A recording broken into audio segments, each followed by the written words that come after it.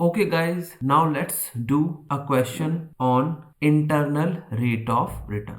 ये क्वेश्चन करते हैं जो मैं ट्राई करूंगा आपको बहुत ही इजी तरीके से समझाने का. ठीक है guys, so please pay attention. A company is evaluating the following project. एक प्रोजेक्ट है जिसकी कॉस्ट है 10,000 रुपीज और उसके बाद कैश फ्लोज जो हमें होंगे डिफरेंट ईयर्स में वो भी हमें गिवन है. ईयर 1 में 1,000, ईयर 2 में 1,000, ईयर 3 में 2,000, ईयर 4 में 10,000. इसके बाद इन्होंने कहा है compute the IRR internal rate of return and comment on the project if the opportunity cost is 14%. तो ये कह रहे हैं कि 14% उसकी कॉस्ट है. ठीक है, मीन्स अगर वही पैसा मैं कहीं और लगाता तो मुझे 14% मिलता, या फिर मैंने ये पैसा उधार लिया है और मुझे एटलीस्ट 14% तो उसको पे करना है. So now let's do this question. Internal rate of return निकालते हैं. Guys, internal rate of return निकालने से पहले आप दोबारा से इंटरनल रेट ऑफ रिटर्न के बारे में सोचिए. इंटरनल रेट ऑफ रिटर्न क्या था? इंटरनल रेट ऑफ रिटर्न वो रिटर्न था जो नेट प्रेजेंट वैल्यू को जीरो कर देता है. ठीक है, तो कुछ स्टेप्स हैं वो आपको फॉलो करने पड़ेंगे इस टाइप के क्वेश्चंस करने के लिए. मीन्स आपको नेट प्रेजेंट वैल्यू को जीरो करना है. दैट मीन्स आपको hit and trial method use करना पड़ेगा. मीन्स डिफरेंट रेट्स को रखना पड़ेगा. इंटरनल रेट ऑफ रिटर्न्स को चेक करना पड़ेगा कि वो सारे रेट, उनमें से कौन सा रेट है ऐसा जो एनपीवी को जीरो कर सकता है. तो उसके लिए आपको कुछ क्लू भी मिल सकते हैं, तो उस क्लू का यूज करेंगे तो और आसानी से आपका आंसर हो जाएगा. तो उस क्लू को यूज करते हुए हम इन आंसर्स को करते हैं. So first of all let's put the information which we have. हमें पता है कि कॉस्ट हमारे प्रोजेक्ट की है ₹10,000 और कैश इनफ्लोज उससे जो होने वाले हैं वो भी हमें पता है. कैश इनफ्लोज मुझे होने वाले फर्स्ट ईयर में 1,000, सेकेंड ईयर में भी 1,000, थर्ड ईयर में 2,000 एंड फोर्थ ईयर में 10,000. इसका मतलब average cash inflows, average inflows मुझे कितने हो रहे हैं. सबसे पहले मुझे इसमें पे बैक पीरियड मेथड लगा के देखना है कितने साल में मेरा पैसा मुझे मिल सकता है. ठीक है, तो एवरेज इनफ्लोज कितने हो गए, इन सबको ऐड कर देते हैं एंड डिवाइडेड बाय 4 कर देते हैं. 10 और 2 12, 13 एंड 1 14. 14,000 डिवाइडेड बाय 4 ईयर्स है ना, 1 2 3 4, तो डिवाइडेड बाय 4 कर दो तो आपका आ जाएगा 3,500. ठीक है, तो ऑन एन एवरेज 3,500 रुपीज ये प्रोजेक्ट हर साल हमें दे रहा है. ठीक है, इसका मतलब पे बैक पीरियड कितना हो जाएगा इसका. Payback period is equal to जितना मेरा इन्वेस्टमेंट था 10,000 divided by 3,500. That means 2.857 years ये मेरा पे बैक पीरियड है. मतलब अराउंड 3 ईयर्स में, 2.857 ईयर्स में मेरा वापस सारा पैसा आ जाएगा जो मैं अभी लगा रहा हूं. अब आपको यहां एक बात समझने की जरूरत है. देखो गाइज, हमने दो कॉन्सेप्ट पढ़े थे. एक था हमारा प्रेजेंट वैल्यू फैक्टर कॉन्सेप्ट, जिसे हम प्रेजेंट वैल्यू इंटरेस्ट फैक्टर भी बोलते हैं, और दूसरा हमारा एक कॉन्सेप्ट था प्रेजेंट वैल्यू एन्युटी फैक्टर. ठीक है, एक टेबल हमारी यहां यूज होती थी प्रेजेंट वैल्यू इंटरेस्ट फैक्टर या प्रेजेंट वैल्यू फैक्टर में, और दूसरी टेबल हमारी यहां यूज होती थी प्रेजेंट वैल्यू एन्युटी फैक्टर में. गाइज, अगर ये अमाउंट इक्वल होता तो एन्युटी वाला फॉर्मूला बिल्कुल 100% बता देता. ठीक है, कि इसकी प्रेजेंट वैल्यू क्या है, बट ये अमाउंट इक्वल नहीं है. तो ये हमें एक क्लू दे सकता है बस. तो पहले हम क्या करेंगे, पहले हम PVAF टेबल का यूज करके एक क्लू ले लेंगे कि एटलीस्ट कितना हमारा डिस्काउंट रेट होना चाहिए जो हमारी एनपीवी को जीरो कर दे.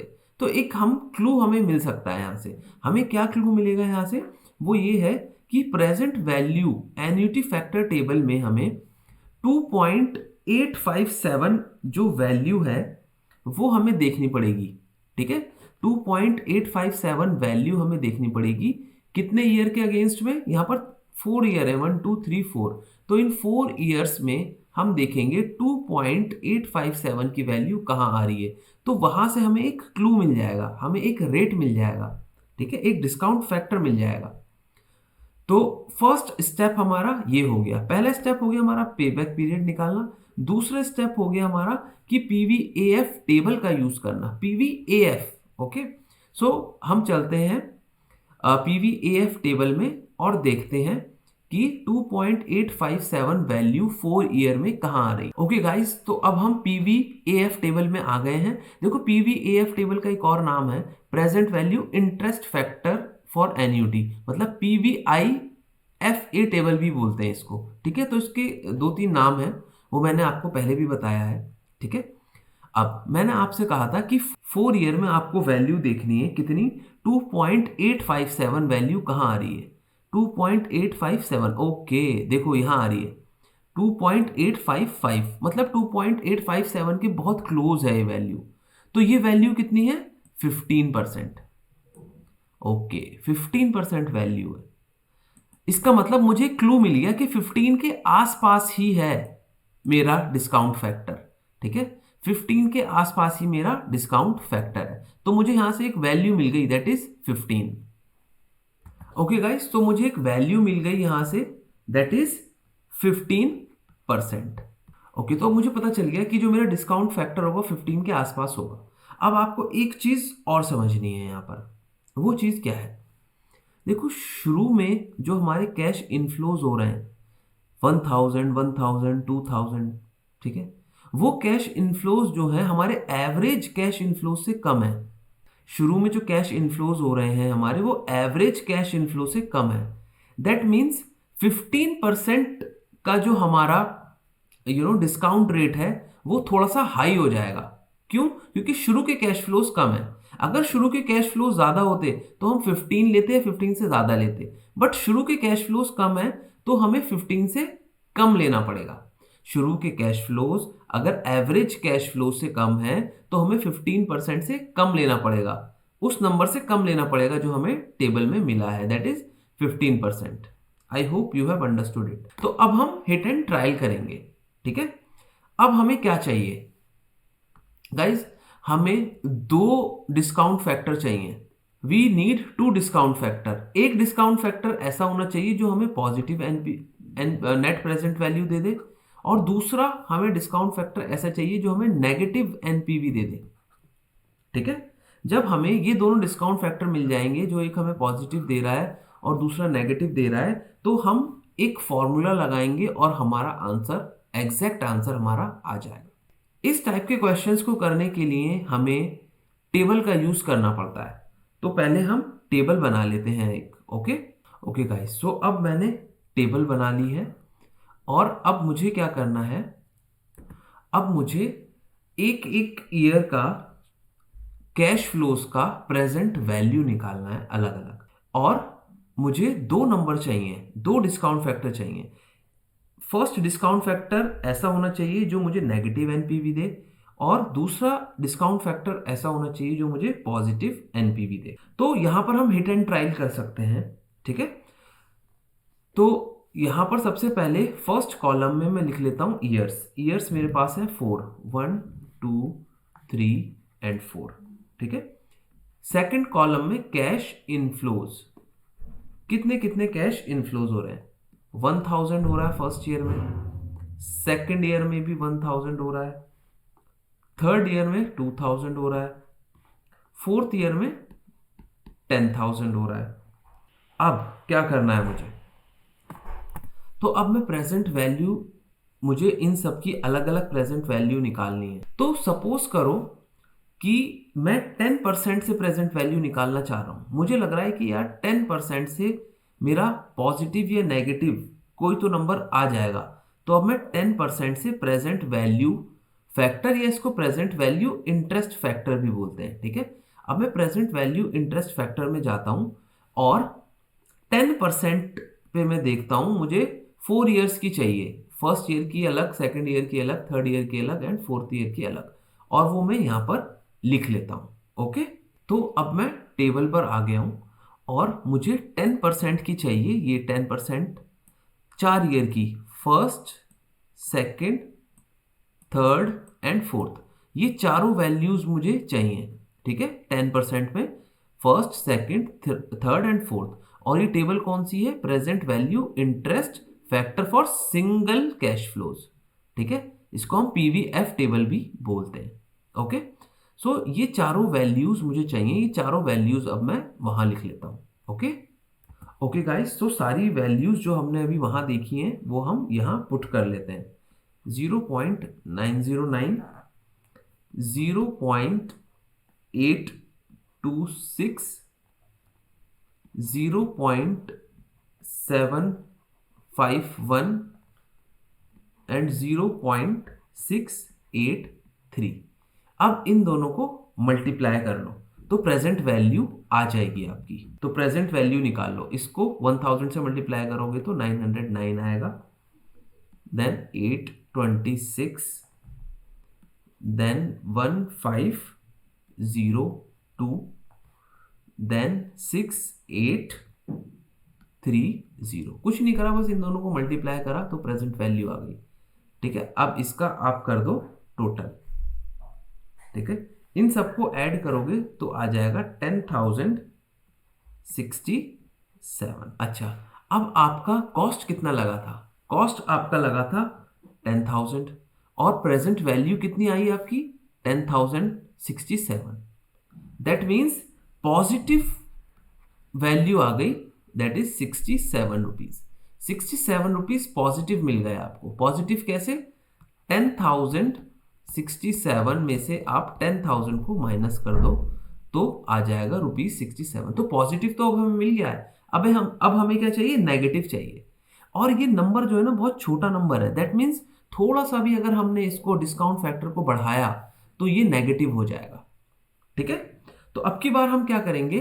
अब हम एक काम करते हैं कि प्रेजेंट वैल्यू इंटरेस्ट फैक्टर थोड़ा सा बढ़ा देते हैं, मीन्स इसको 11% कर दो इस बार। अब हम 11% करते हैं और अब हम टेबल में चलते हैं और 11% पर चारों साल की वैल्यू यहां पर लिख लेते हैं। ओके गाइस, सो अब मैं दोबारा से उसी टेबल पर आ गया हूं, present value interest factor for single cash flow table पर, और 11% की अब मुझे वैल्यू लेनी है। 11% से 4 ईयर की, first, second, third and fourth, तो ये चारों वैल्यू मैं वहां पर अब पुट कर दूंगा। तो गाइज वही वाली वैल्यूज अब मैं यहां लिख लेता हूं। 0.901, 0.812, 0.731, 0.659। अगेन अब मैं मल्टीप्लाई कर दूंगा इसको 1000 से, तो ये हो जाएगा 901, ये मेरी प्रेजेंट वैल्यू आ जाएगी। दूसरा 812 इंटू 1000, 812 हो जाएगा, 0.812 इंटू 1000, 812। ये भी हो जाएगा 1462, 0.731 इंटू 2000, एंड लास्ट वाला मेरा हो जाएगा 6590। और अब मैं इन सबको ऐड कर लेता हूं। अब मैं इन सबको ऐड करूंगा तो मेरा आएगा 9765। 9765 जो है वो 10,000 से कम है इस बार। 9765 माइनस 10,000, तो मेरे पास अब की बार नेगेटिव में एक नंबर आ गया, दैट इज -235। अब मेरी दोनों कंडीशन फुलफिल हो गई, मुझे नेगेटिव नंबर भी मिल गया और पॉजिटिव नंबर भी मिल गया। अब सिर्फ मुझे क्या करना है? फॉर्मूला लगाना है। ठीक है, तो अब हम सिर्फ फॉर्मूला लगाते हैं और हमारा आंसर आ जाएगा। Okay, so guys internal rate of return is equal to lower rate plus, अब हमें एक चीज न्यूमरेटर में लिखनी है और एक डिनोमिनेटर। न्यूमरेटर में आप लिखोगे पॉजिटिव एनपीवी, न्यूमरेटर में आप लिखोगे पॉजिटिव एनपीवी, और डिनोमिनेटर में आप क्या लिखोगे?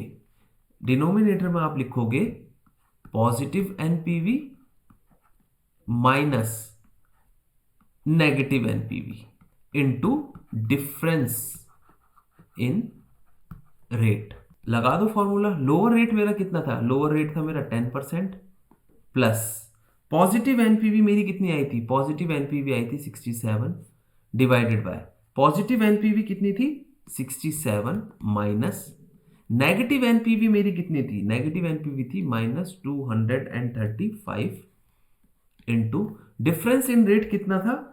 Difference in rate 11 minus 10 that means 1 ही था। ठीक है, दैट मीन्स 10% प्लस।